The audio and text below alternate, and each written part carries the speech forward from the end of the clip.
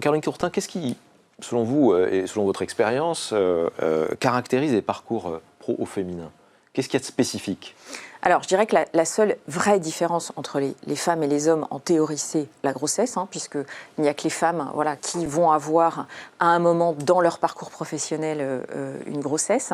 Après, on se rend compte que dans les parcours professionnels féminins, par rapport au masculin, eh bien, on se rend compte que la parentalité, elle pèse quand même beaucoup plus encore sur les femmes que sur les hommes. Et quand je parle de la parentalité, je parle de la parentalité à 360. Il y a des études qui le montrent, et c'est le cas aussi chez BNP Paribas, que 80% des aidants sont des aidantes. Que lorsque il y a du quand il y a du temps partiel à prendre, eh bien, c'est principalement les femmes qui le prennent. Je pense beaucoup plus facile pour un homme de partir plus tôt du travail s'il doit s'entraîner pour une compétition sportive que pour aller chercher ses enfants. Donc on voit que les parcours féminins, masculins restent, le poids de la parentalité reste important. Après, dans les parcours au féminin, nous, on est extrêmement attentifs à ce que les compétences soient aussi bien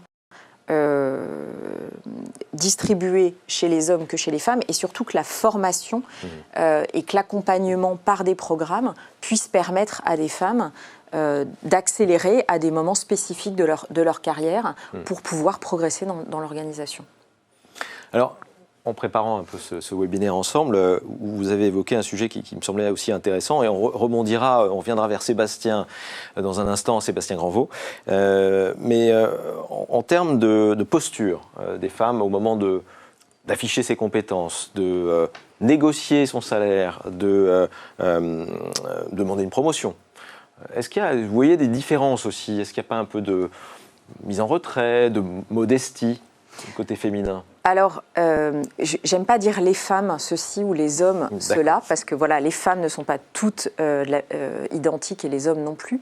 Ce qui est intéressant, nous, on a on a mis en place en 2018, enfin, je vais vous donner deux exemples internes. On a mis en place en 2018 une sorte de LinkedIn interne qui permet à chacun de déclarer ses compétences, et en déclarant ses compétences, d'accéder à des offres de poste dans la mobilité. Eh bien, quand on a mis en place ce système qui est très large, parce qu'on a plus de 2 millions de compétences qui ont été déclarées par nos collaborateurs, donc c'est très vaste, on s'est aperçu assez vite que partout dans le monde, quels que soient les métiers, les femmes déclaraient en moyenne moins de compétences que les hommes. Et que les femmes, en moyenne, donc on a des niveaux débutants, intermédiaires, maîtrisés, experts, se déclaraient en moyenne moins expertes que les hommes. Donc on a mis en place des ateliers pour qu'elles puissent remonter le niveau de compétences, parce qu'en moyenne, elles en déclaraient moins.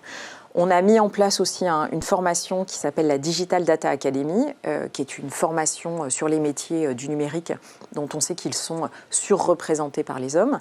Les premières promos, donc c'est à peu près, aujourd'hui on a à peu près 3500 collaborateurs et collaboratrices qui sont passés par cette école de formation.